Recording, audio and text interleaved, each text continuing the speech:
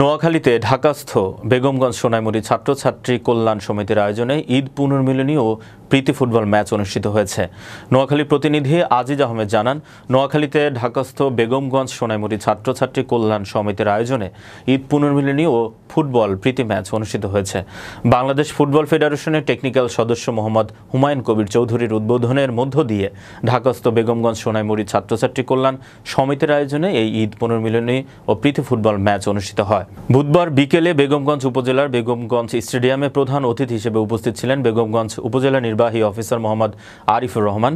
বিশেষ অতিথি ছিলেন ইউসিবি ব্যাংকের ভাইস প্রেসিডেন্ট মাইনুদ্দিন মানিক, লক্ষ্মীপুর জেলা জজ ইসমাইল হোসেন, ঢাকা ফরাইজি হাসপাতালের ব্যবস্থাপনা পরিচালক ডাক্তার মোহাম্মদ মোক্তার হোসেন, বিশিষ্ট ব্যবসায়ী ও সমাজসেবক ফয়েজ আহমেদ পলাশ, ঢাকা বিশ্ববিদ্যালয়ের ছাত্রী উম্মে হাবিবা আইমনি, বেগমগঞ্জ সোনাইমুড়ী ছাত্র ছাত্রী কল্যাণ পরিষদের উপদেষ্টা মোজাম্মেল হোসেন পারভেজ। উক্ত প্রীতি ম্যাচটি প্রথম ৩০ মিনিটে খেলায় গোল না হওয়ায় খেলা ট্রাইব্রেকারে গড়ায়।